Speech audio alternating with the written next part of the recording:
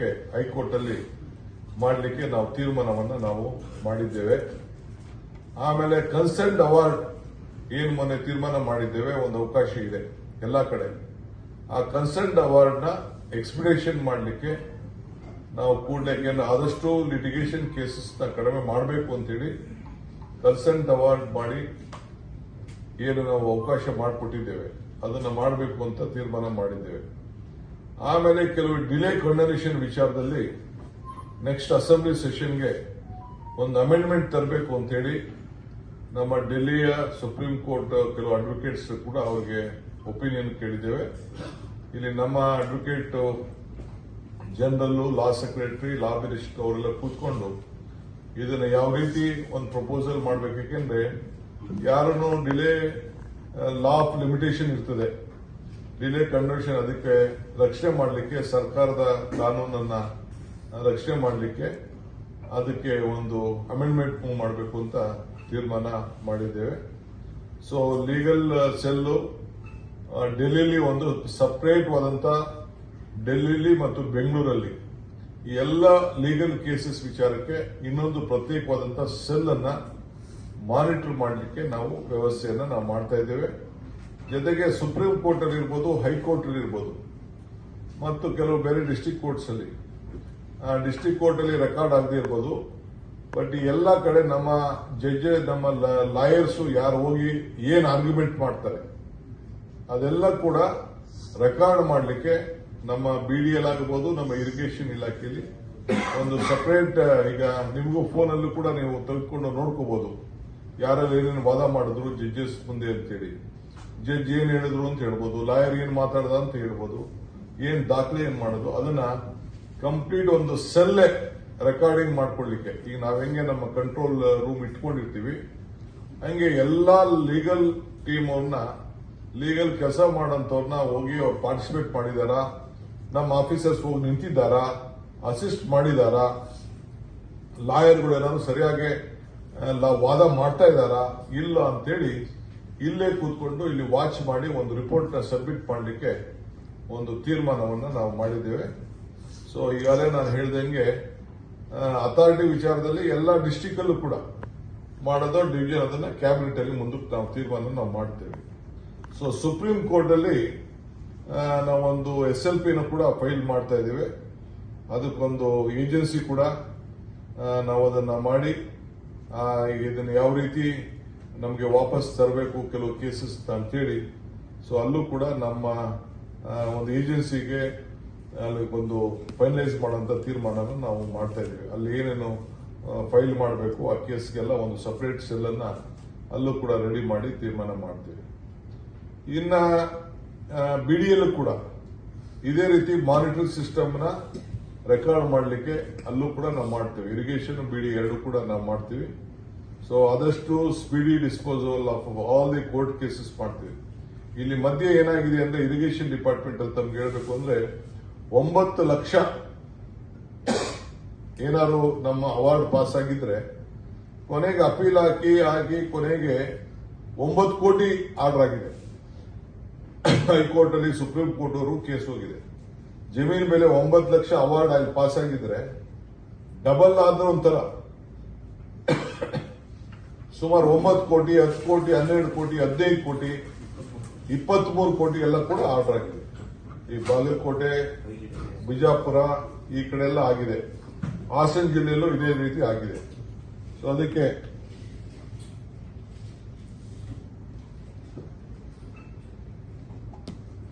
ಬೇಕಾದಷ್ಟು ಕೇಸು ಇಂಥವೆಲ್ಲ ದಾಖಲೆ ಇದೆ. ಆ ದೃಷ್ಟಿಯಿಂದ ಈ ತೀರ್ಮಾನವನ್ನು ಮಾಡಿದ್ದೇವೆ. ಸೊ ಇಲ್ಲೂ ಕೂಡ ಬಿಡಿಎಲ್ ಕೂಡ ಇದೇ ರೀತಿ ಅಕ್ವಿಷನ್ ವಿಚಾರದಲ್ಲಿ ಅಲ್ಲಿ ಕೂಡ ಒಂದು ಅಪೀಲೇಟ್ ಅಥಾರಿಟಿ, ಬಿಡಿಎ ಇರ್ಬೋದು, BMRD ಇರ್ಬೋದು, ಈ ರೋಡ್ ವಿಚಾರ ಇರ್ಬೋದು, ಇದನ್ನ ನಮ್ಮ ಬಿಡಿಎಲ್ಲಿ ಕೆಲವು ಏನೇ ಇರಲಿ ಕೆಲವು ಅಲ್ಲೂ ಕೂಡ ಒಂದು ಅಪೀಲೇಟ್ ಅಥಾರಿಟಿ ಮಾಡ್ಲಿಕ್ಕೆ ಒಂದು ಅವಕಾಶ ಇದೆ. ಆ ಕೆಲಸ ಕೂಡ ನಾವು ಮಾಡ್ತೇವೆ. ಆಮೇಲೆ ನಮ್ಮ PRR Bengaluru business corridor 1, Bengaluru business corridor 2 ಅಲ್ಲೂ ಕೂಡ ಕಾಂಪನ್ಸೇಷನ್ ಕೊಡಲಿಕ್ಕೆ ಈಗ ನಾವು 5 ಅವಕಾಶಗಳನ್ನು ನಾವು ಕೊಟ್ಟಿದ್ದೇವೆ. At no point of time I not yield, ಅದು ಮುಂದುವರಿತದೆ. ಆ ರೋಡ್ ಅದಕ್ಕೆ ಎಲ್ಲರೂ ಕೂಡ ಅವಾರ್ಡ್ ಪಾಸ್ ಮಾಡಲಿಕ್ಕೆ ಟೈಮ್ ಲೈನ್ ಕೊಟ್ಟಿದ್ದೀನಿ. ರೈತರು ಕೂಡ ಎಷ್ಟೆಷ್ಟು ಈಗ ಅವಾರ್ಡ್ ಮಾಡಿರೋ ಪ್ರಕಾರ ಈಗ ನಾವು ಕೋರ್ಟ್ಗೂ ಕೂಡ, ಯಾಕೆಂದ್ರೆ ನಮ್ಮ ಹಳೆ ಆಕ್ಟ್ ಅಲ್ಲಿ ಅವಕಾಶ ಇಲ್ಲ. ಈ ಹೊಸದಾಗಿ ಮಾಡಲಿಕ್ಕೆ ಎಷ್ಟೆಷ್ಟು ಬರ್ತದೆ ಅವ್ರಿಗೆ ಅನ್ನೋದು ಕೂಡ ಒಂದು ವರದಿ ಮಾಡಿ ಒಂದು ಮಾಹಿತಿಯನ್ನ ರೈತರು ಕೂಡ, ಪಾಪ ಅವರಿಗೆ ಮಾಹಿತಿ ಇಲ್ಲದೆ ಇರ್ಬೋದು, ಕೆಲವರೆಲ್ಲರಿಗೂ ಕೂಡ ನಾವು ತಿಳಿಸಬೇಕಾಗ್ತದೆ. ಸೊ ಅದಕ್ಕೆ ಆದಷ್ಟು ಜಲ್ದಿ ಒಂದು ವಿತಿನ್ 6 months ನಮ್ಮ ಕೆಲಸವನ್ನು ನಾವು ಪ್ರಾರಂಭ ಮಾಡಬೇಕಾಗ್ತದೆ. ಆ ನಿಟ್ಟಿನಲ್ಲಿ ಅವರಿಗೆಲ್ಲ ಟೈಮ್ ಲೈನ್ ಕೊಟ್ಟಿದ್ದೀನಿ. ಇನ್ನೊಂದು ತಿಂಗಳೊಳಗಡೆ ಎಲ್ಲದಕ್ಕೂ ಕೂಡ ಅವಾರ್ಡ್ ಪಾಸ್ ಮಾಡಿ ಅವರಿಗೆ ಮಾಡ್ತೀನಿ. ಇಲ್ಲ ಅಂತಂದ್ರೆ ಆ ಹೊಸ ಆಫೀಸರ್ಸ್ ರಿಮೂವ್ ಮಾಡಿ ಬೇರೆ ಹೊಸ ಟೀಮ್ ಹಾಕಿ ಕೆಲಸವನ್ನ ನಾನು ಮಾಡಿಸ್ತೇನೆ. ಈ ಮೇಜರ್ ಡಿಸಿಷನ್ಸ್ ನ ಇವತ್ತು ನಾವು ತೆಗೆದುಕೊಂಡಿದ್ದೇವೆ. ಈಗೇನು ಬೇರೆ ಕೆಲವು ವಿಚಾರಗಳನ್ನ ಡೀಟೇಲ್ ವರದಿ ಇದೆ ವಿತ್ ಟೇಬಲ್, ಈಗ ಏನು ಮಾತಾಡಿದ್ದೀನಿ ಅದೆಲ್ಲ ಕೂಡ ನಿಮಗೆ ನಾನು ನಿಮ್ಗೊಂದು ರೆಫರೆನ್ಸ್ ಒಂದು ಮಾಹಿತಿಯನ್ನ ಪ್ರೆಸ್ ನೋಟ್ ನ ವಾಟ್ಸ್ಆಪ್ ಅಲ್ಲಿ ನಾನು ಕಳಿಸ್ಕೊಡ್ತೇನೆ. ಅದನ್ನು ನಾನು ಹೇಳಕ್ ಬರೋದಿಲ್ಲ ಎಷ್ಟು ಕೇಸಸ್ ಇದೆ ಅಂತ ಹೇಳಿ. ಇಂಡಿವಿಜುವಲ್ ಕೇಸಸ್ ಬೇಕಾದಷ್ಟು ಜಮೀನಿದೆ. ನನ್ನ ಪ್ರಕಾರ ಆಲ್ಮೋಸ್ಟ್ ಎಷ್ಟು ಲಕ್ಷ ಕೋಟಿ ಕಟ್ಟಬೇಕಾಗ್ತದೋ ದಂಡ ನನಗೆ ಗೊತ್ತಿಲ್ಲ. ಈಗ ನಾವು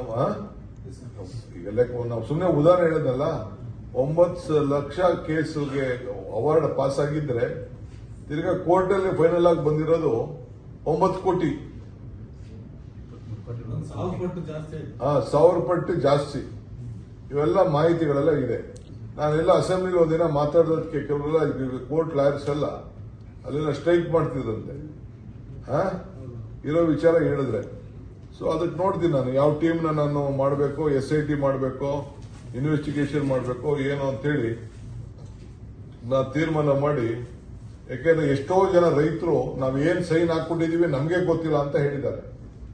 ಎಷ್ಟೋ ಜನ ರೈತರು ನಮ್ಮ ಹತ್ರ ಬಂದು ಮಾಹಿತಿಯನ್ನ ಕಳಿಸಿದ್ದಾರೆ. ನಾನೊಂದು ರಿಪೋರ್ಟ್ ತರಿಸ್ಕೊಂಡಿದ್ದೀನಿ ಅದ್ರ ಬಗ್ಗೆ. ಸೊ ಈಗಾಗಲೇ ನಮ್ಮ RCS ಅವರು ಈಗಾಗಲೇ ಫಸ್ಟ್ ನಮ್ಮ ರೆವಿನ್ಯೂ ಅವರು ಈಗಾಗಲೇ ನಮ್ಮ ಕೃಷ್ಣ ಬೈರೇಗೌಡರು ಒಂದು ಎನ್ಕ್ವೈರಿ ಮಾಡಲಿಕ್ಕೆ ಒಂದು ಹೇಳಿದ್ದಾರೆ. ಒಂದು ರಿಪೋರ್ಟ್ ಕೂಡ ಅವರು ಕೊಡ್ತಾರೆ. ಅದಾದ ಮೇಲೆ ನಾನು ಒಂದು ಫಾರ್ಮೇಶನ್ ಪೊಲೀಸ್ ಅವರು ಇಡಬೇಕಾ, ಇನ್ನೊಂದು ಆರ್ಗನೈಸ್ಡ್ ಕ್ರೈಮ್ ಯಾವ ರೀತಿ ಇದೆ, ಕಾನ್ಸ್ಪಿರಸಿ ಯಾವ ರೀತಿ ಇದೆ ಅನ್ನೋದನ್ನ SIT ಯಾವ ರೀತಿ ಮಾಡಬೇಕು ಇದ್ರ ಬಗ್ಗೆ ಅಂತೇಳಿ ಯಾರನ್ನ ಇಡಬೇಕು ಅಂತೇಳಿ ನಾವು ತೀರ್ಮಾನವನ್ನ ಮಾಡ್ತೇವೆ. ನೋಡೋಣ, ಅದು ಇದ್ರು ಕೂಡ will just look into it. Because ಈಗಾಗಲೇ ನನಗೆ ಸೆಂಟ್ರಲ್ ಗವರ್ಮೆಂಟ್ ಅವರು ಕೂಡ ನಮ್ಮಲ್ಲಿ ಲ್ಯಾಂಡ್ ಅಕ್ವಿಷನ್ ವಿಚಾರದಲ್ಲಿ, ನ್ಯಾಷನಲ್ ಹೈವೇ ವಿಚಾರದಲ್ಲಿ ಬೇಕಾದಷ್ಟು ಅವರು ಕಂಪ್ಲೇಂಟ್ಸ್ ನಮಗೆ ತಿಳಿಸಿದ್ದಾರೆ, ನಮ್ಮ ಗಮನಕ್ಕೆ ತಿಳಿಸಿದ್ದಾರೆ. ಸೊ ನಾನು ಡೆಲ್ಲಿಲೂ ಹೋಗ್ಬಿಟ್ಟು ಇದೊಂದು ಮೀಟಿಂಗ್ ನಾನು ನಮ್ಮ ಹ್ಯಾರಿಸ್ ಅವರು, ನಮ್ಮ PDA ಕಮಿಷನರು, ನಮ್ಮ UD ಸೆಕ್ರೆಟರಿ ನಾವೆಲ್ಲ ಒಂದು ಮೀಟಿಂಗ್ ಅಲ್ಲೇ ನಾನು ಮಾಡಿ ಬಂದಿದ್ದೀನಿ. ರೀಸೆಂಟ್ ಆಗಿ ಲೀಗಲ್ ಮೀಟಿಂಗು ಅಲ್ಲಿ ಮಾಡ್ಕೊಂಡು ಬಂದಿದ್ದೀನಿ. ಅವನ್ನೆಲ್ಲ ಮೀಟ್ ಮಾಡಿ ಬಂದಿದ್ದೀನಿ.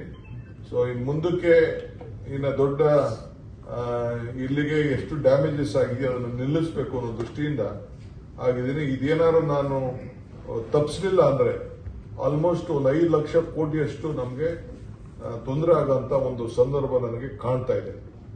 ಯಾಕೆಂದ್ರೆ ನಾವು ಅಫಿಷಿಯಲ್ ಆಗಿ ಕೊಡಬೇಕಾದ್ರೆ ಈಗ ಅನೌನ್ಸ್ ಮಾಡಿರೋದೇ ಒಂದು UKBಗೆ ಒಂದು 7,000 ಕೋಟಿ 70,000 ಕೋಟಿ ಇದೆ. ಬೇರೆ ಬೇರೆ ಈಗ BJN ಅಲ್ಲಿ ಈಗ KNN ಅಲ್ಲೇ ನೋಡ್ತಾ ಇದ್ರಲ್ಲ 29,000 ಕೇಸಸ್ ಏನೋ ಐ ಥಿಂಕ್.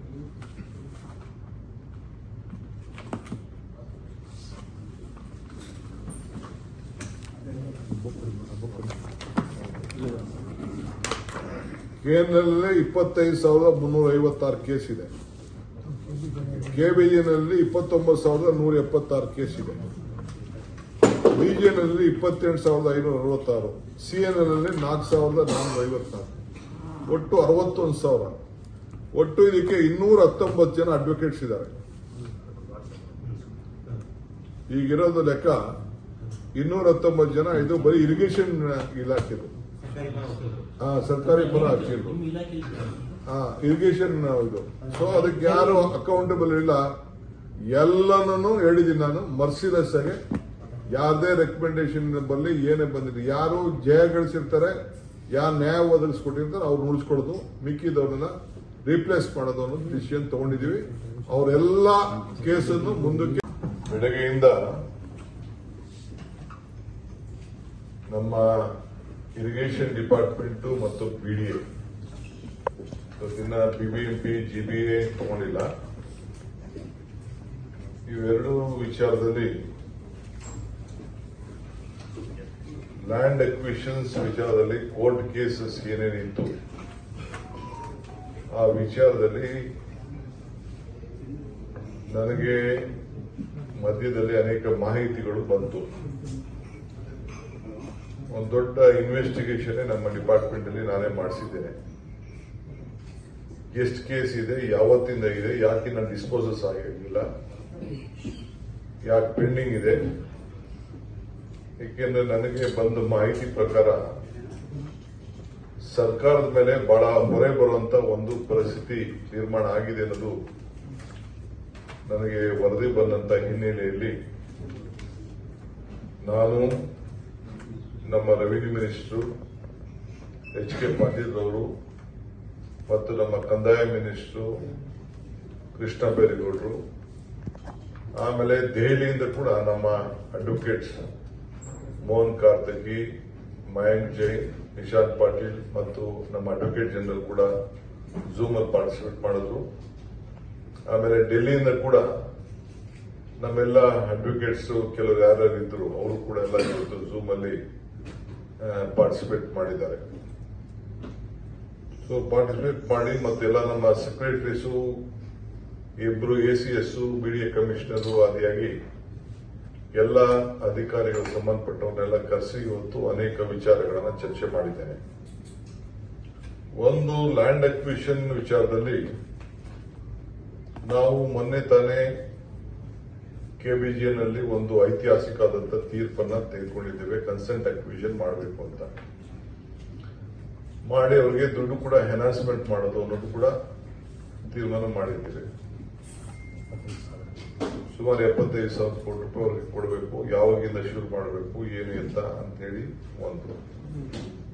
ಈ ಮಧ್ಯದಲ್ಲಿ ನಾನು ಮಾಹಿತಿ ಪಡೆದ ಪ್ರಕಾರ ಈಗಾಗಲೇ ನಡೆದಂತ ಅನೇಕ ತೀರ್ಪುಗಳ ಹಿನ್ನೆಲೆಯಲ್ಲಿ ಸುಮಾರು KNL ಅಲ್ಲಿ, KBGNL,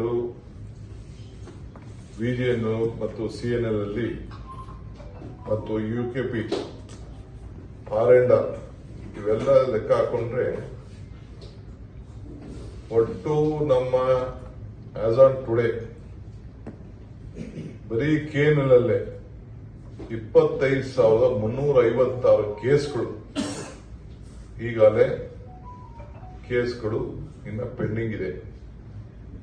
VGN ಅಲ್ಲಿ 2,856 ಕೇಸ್ಗಳು, CNL ಅಲ್ಲಿ 4,455 ಕೇಸು, UKP, R&R ಒಟ್ಟು KBGN ಅಲ್ಲಿ 29,176 ಕೇಸು, ಒಟ್ಟು 61,843 ಕೇಸ್ ಇದೆ.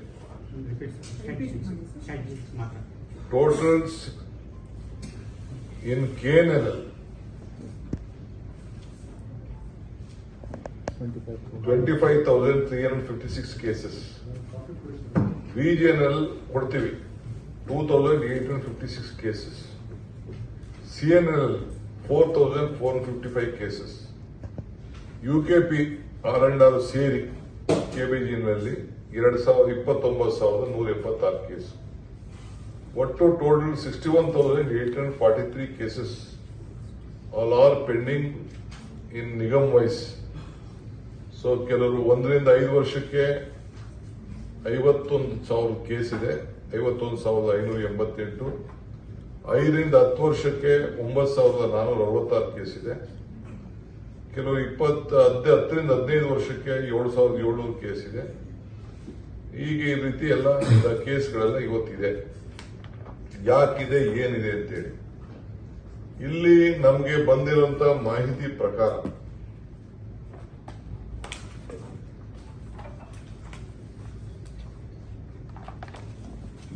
ಪ್ರಕಾರ ಬಹಳ ಕೇಸ್ಗಳಲ್ಲಿ ಕೆಲವರು ಈಗಾಗಲೇ ನಮ್ಮ ರೆವಿನ್ಯೂ ಇಲಾಖೆಯವರು ಕೃಷ್ಣ ಬೈರೇಗೌಡರು ನಮ್ಮ ಬೆಂಗಳೂರು ಡಿವಿಷನ್ RCಗೆ ಒಂದು ಎನ್ಕ್ವೈರಿ ಮಾಡಲಿಕ್ಕೆ ಒಂದು ಆದೇಶ ಮಾಡಿದ್ದಾರೆ. ಬೇಕಾದಷ್ಟು ಇಲ್ಲಿಗಲ್ಲು ನಮ್ಮ ಅಧಿಕಾರಿಗಳು ಎಲ್ಲ ಸೇರ್ಕೊಂಡು, ಅಧಿಕಾರಿಗಳು, ಕೆಲವರು ಲೀಗಲ್ ಟೀಮು, ಇನ್ನು ಬೇರೆಯವರೆಲ್ಲ ಸೇರ್ಕೊಂಡು ಇನ್ ಟೈಮ್ ಅಲ್ಲಿ ಅಪ್ಲೈ ಮಾಡದೆ ಲಿಮಿಟೇಷನ್ ಟೈಮ್ ಕೂಡ ಎಕ್ಸೀಡ್ ಮಾಡಿ ಇವೆಲ್ಲ ಕೂಡ ಒಂದು ಮಾಹಿತಿ ಬಂದಿದೆ. ಸೊ ಅದಕ್ಕೆ ನಮಗೆ ಅವ್ರಿಗೊಂದು ರಿಪೋರ್ಟ್ ಸಬ್ಮಿಟ್ ಮಾಡಿ ಅಂತ ಹೇಳಿದ್ದೇವೆ. ಈಗ ಮೇಜರ್ ಒಂದು ಸುಪ್ರೀಂ ಕೋರ್ಟ್ ಅಲ್ಲಿ ಕೆಲವು ಕೇಸಸ್ ನವೆಂಬರ್ 10ನೇ ತಾರೀಕು ಬರ್ತಾ ಇದೆ. ಈ ಅಷ್ಟರೊಳಗಡೆ ನಾವು ಸುಪ್ರೀಂ ಕೋರ್ಟ್ಗೆ ಏನಿಲ್ಲಿ ಲ್ಯಾಪ್ಸಸ್ ಆಗಿದೆ ಅನ್ನೋದನ್ನ ನನ್ನ ಗಮನಕ್ಕೆ ತರಬೇಕಾದಂತ ಅವಶ್ಯಕತೆ ಇದೆ. ವಾಪಸ್ಸು ಅದನ್ನ ಇಲ್ಲಿಗೆ ರಿಮ್ಯಾಂಡ್ ಮಾಡಲಿಕ್ಕೆ ರಿಕ್ವೆಸ್ಟ್ ಮಾಡ್ಕೊಳ್ಳಿಕ್ಕೆ ಒಂದು ತೀರ್ಮಾನವನ್ನು ನಾವು ಮಾಡ್ತಾ ಇದ್ದೇವೆ.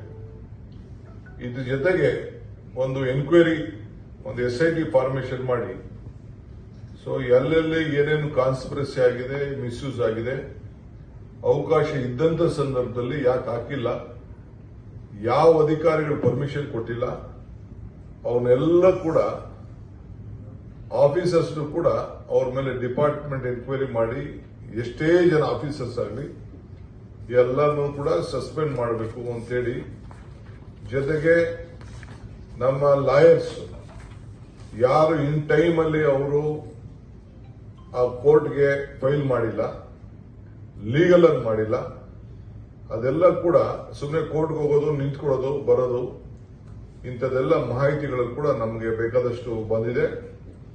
ಸೊ ಇದನ್ನೆಲ್ಲ ಗಮನದಲ್ಲಿಟ್ಕೊಂಡು ನಾವು ಅವರೆಲ್ಲ ಅಡ್ವೊಕೇಟ್ಸ್ ನ ರಿಮೂವ್ ಮಾಡುವಂತ ವ್ಯವಸ್ಥೆ, ಎಲ್ಲರೂ ಕೂಡ ದೇ ಶುಡ್ ಬಿ ಅಕೌಂಟಬಲ್. ನಮ್ಮ ಆಫೀಸರ್ಸ್ ಅಕೌಂಟಬಲ್ ಇರಬೇಕು, ಯಾರು ಲ್ಯಾಂಡ್ ಅಕ್ವಿಷನ್ ಆಫೀಸರ್ಸ್ ಮತ್ತು ಯಾರು ಪರ್ಮಿಷನ್ ಕೊಡಬೇಕಾಗಿತ್ತು ಇನ್ ಟೈಮ್ ಅಲ್ಲಿ, ಕೆಲವು ಸಂದರ್ಭದಲ್ಲಿ ಪರ್ಮಿಷನ್ ಕೊಡಬೇಕಾಗ್ತದೆ, ಅವರು ಇನ್ ಟೈಮ್ ಅಲ್ಲಿ ಯಾರು ಪರ್ಮಿಷನ್ ಕೊಡಬೇಕು, ಅವರು ಕೂಡ ಕೊಡಲಿಲ್ಲ ಅಂತಂದ್ರೆ ಅವ್ರ ಮೇಲೂ ಆಕ್ಷನ್ ತಗೋಬೇಕು ಅಂತೇಳಿ ನಾವು ತೀರ್ಮಾನವನ್ನು ನಾವು ಮಾಡಿದ್ದೇವೆ. ಇನ್ನೊಂದು ಹೊಸ ಆಕ್ಟ್ ಪ್ರಕಾರ ಒಂದು ಅವಕಾಶ ಇದೆ, ಒಂದು constitution of authority with retired judges ಇಟ್ಕೊಂಡು ಅಲ್ಲಿ ಕೋರ್ಟ್ಗಳು ಹೋಗದೇನೆ ಇಲ್ಲೇ ಅದನ್ನ ಕೆಲವು ತೀರ್ಮಾನಗಳನ್ನ ಮಾಡಲಿಕ್ಕೆ ಒಂದು ಈ 2013 ಫ್ರೀ ಅಂಡ್ ಫೇರ್ ಆಕ್ಟ್ ಅಲ್ಲಿ ಒಂದು ಪ್ರಾವಿಷನ್ ಮಾಡಿದ್ದಾರೆ. ಸೊ ನಮ್ಮ ಅರ್ಬನ್ ಡೆವಲಪ್ಮೆಂಟ್ ಅಲ್ಲಿ ಮತ್ತು ನಮ್ಮ ಇರಿಗೇಷನ್ ಡಿಪಾರ್ಟ್ಮೆಂಟ್ ಅಲ್ಲಿ ಅದನ್ನ ಡಿಸ್ಟ್ರಿಕ್ಟ್ ವೈಸ್ ಮಾಡೋದು, ಡಿವಿಷನ್ ವೈಸ್ ಮಾಡೋದು, ಪ್ರಾಜೆಕ್ಟ್ ವೈಸ್ ಮಾಡೋದು, ಅದನ್ನ ನಾವು ಸರ್ಕಾರದಲ್ಲಿ ಮುಂದೊಂದು ದಿನದಲ್ಲಿ ನಾವು ತೀರ್ಮಾನ ಮಾಡ್ತೇವೆ. ಒಟ್ಟೊಳಗೆ we are going to constitute an authority with all the retired judges or sitting judges. ನಮ್ಮ ಕೋರ್ಟ್ಗಳ ಹತ್ರ ಮಾತಾಡ್ಬಿಟ್ಟು ಆ ತೀರ್ಮಾನವನ್ನು ನಾವು ಮಾಡ್ತಾ ಇದ್ದೇವೆ. ಸೊ ಯಾರು ಡಿಲೇ ಇನ್ ಗ್ರಾಂಟಿಂಗ್, ಆಮೇಲೆ permission to file the applied ಇದು ಕೇಸಸ್, ಅಂತವೆಲ್ಲ ಕೂಡ ಮರ್ಸಿಲೆಸ್ ಆಗಿ ನಾವು ಆಕ್ಷನ್ ತಗೋತೀವಿ. ಆಮೇಲೆ ಕೆಲವ್ರನ್ನ ನಾವು ಅದರ ಮೇಲೆ ಕ್ರಮ ಕೂಡ ನಾವು ಕೈಗೊಳ್ತೇವೆ. ಅವರಿಗೆ ಪರ್ಮಿಷನ್ ಏನೇನು ಕೊಡಬೇಕು, ತಿರ್ಗಾ ವಾಪಸ್ ಏನಾದ್ರು ಡಿಲೇ ಆಗಿತ್ತು ಅಂದ್ರೆ ಅದಕ್ಕೆಲ್ಲ ಕೊಡುವಂತ ವ್ಯವಸ್ಥೆ ನಾವು ಮಾಡ್ತೀವಿ. ಜೊತೆಗೆ ನಾವು ಕೆಲವು ಸಂದರ್ಭದಲ್ಲಿ ಏನಾಗಿದೆ, ನಾವು ದುಡ್ಡು ಕೊಡಬೇಕಾಗಿದ್ದು, ಈಗ ರೆವಿನ್ಯೂ ಡಿಪಾರ್ಟ್ಮೆಂಟ್ ಅವರು ಅದನ್ನ ಅಕ್ವಿಷನ್ ಪ್ರೊಸೀಡಿಂಗ್ಸ್ ಅವ್ರು ಮಾಡ್ತಾರೆ. ಬಟ್ ದುಡ್ಡು ಕೊಡಬೇಕಾದವರು, ಪ್ರಾಜೆಕ್ಟ್ ನಡೆಸಬೇಕಾದವರು ನಮ್ಮ ಇರಿಗೇಷನ್ ಇಲಾಖೆ, KVGNL, KNL, VGNL ಇವೆಲ್ಲ ಕೂಡ ನಮ್ಮನ್ನೇ ಪಾರ್ಟಿ ಮಾಡಿಲ್ಲ, ಅವರವರೇ ಪಾರ್ಟಿ ಮಾಡಿಕೊಂಡು ನಮ್ಮ ಇಲಾಖೆಯವ್ರನ್ನೇ ಪಾರ್ಟಿ ಮಾಡಿದೆ. ಈಗೇನೋ ನಮ್ಮ R&R ಕಮಿಷನರ್ ನಮ್ಮ ಇಲಾಖೆಗೆ ಸಂಬಂಧಪಟ್ಟವ್ರನ್ನ ಸದ್ಯಕ್ಕೆ ಇಟ್ಟಿದ್ದು ನಾವು. ಸೊ ಅದಕ್ಕೆ ನಾವು ಅವರು ಎಲ್ಲಿ ನಮ್ಮನ್ನ ಪಾರ್ಟಿ ಮಾಡಿಲ್ಲ ಅದಕ್ಕೆಲ್ಲ ತಿರ್ಗಾ ವಾಪಸ್ಸು ನಾವು ಅವ್ರಿಗೆ ಅಪೀಲ್ ಮಾಡಿ ರಿಟ್ ಪಿಟಿಷನ್ ಫೈಲ್ ಮಾಡಲಿಕ್ಕೆ ಹೈಕೋರ್ಟ್ ಅಲ್ಲಿ ಮಾಡಲಿಕ್ಕೆ ಕೇಸಲ್ಲಿ ಡಾಕ್ಯುಮೆಂಟೇಶನ್ ಕೊಡಬೇಕಾದ್ರೆ ಕರೆಕ್ಟ್ ಆಗಿ ಇನ್ ಟೈಮ್ ಪರ್ಮಿಷನ್. ಈಗ ACS ಗೆ ಒಂದು ಪರ್ಮಿಷನ್ ಕೊಡೋ ಅವಕಾಶ ಇರ್ತದೆ, ಅವ್ರ ಅವಕಾಶ ಅವರು ಇನ್ ಟೈಮ್ ಅಲ್ಲಿ ಕೊಟ್ಟಿಲ್ಲ ಅಂದ್ರೆ that itself is A lapse of time. ಅದ್ರ ಮೇಲೆನೆ ಬೇಕಾದಷ್ಟು ಕೇಸಸ್ ಇರ್ತದೆ. ಸೊ ನಮ್ಮ ಇವ್ರಿಗೆ BDA ಕಮಿಷನರ್ ಒಂದು ಲಾಸ್ಟ್ ಡೇ ಬಂದು ಇನ್ನೊಂದು ನಿಮಿಷ ಇರುವಾಗ ಬಂದು ಸೈನ್ ಹಾಕಿಸ್ಕೊಳಕ್ಕೆ ಬರ್ತಾರೆ. ಅಂತವೆಲ್ಲ ಕೂಡ ಎಲ್ಲಾರು ಡೆಲಿಗೇಷನ್ ಮಾಡಿದ್ರೆ ಡೆಲಿಗೇಷನ್ ಮಾಡೋದು, ಆಕ್ಷನ್ ತಗೊಳ್ಳೋದು ಆಕ್ಷನ್ ತಗೊಳ್ಳೋದು. ಸೊ ಆ ರೀತಿ ತೀರ್ಮಾನವನ್ನ ಇವತ್ತು ನಾವು ತೆಗೆದುಕೊಂಡಿದ್ವಿ. ಇದು ಕರ್ನಾಟಕ ರಾಜ್ಯದ ಇತಿಹಾಸದಲ್ಲೇ ಇದೊಂದು ಮೇಜರ್ ಡಿಸಿಷನ್. ನಾನಿವತ್ತು ನಮ್ಮ ಇಲಾಖೆಗಳ ಗೌರವವನ್ನು ಉಳಿಸಲಿಕ್ಕೆ ತೆಗೆದುಕೊಂಡಿದ್ದೇನೆ.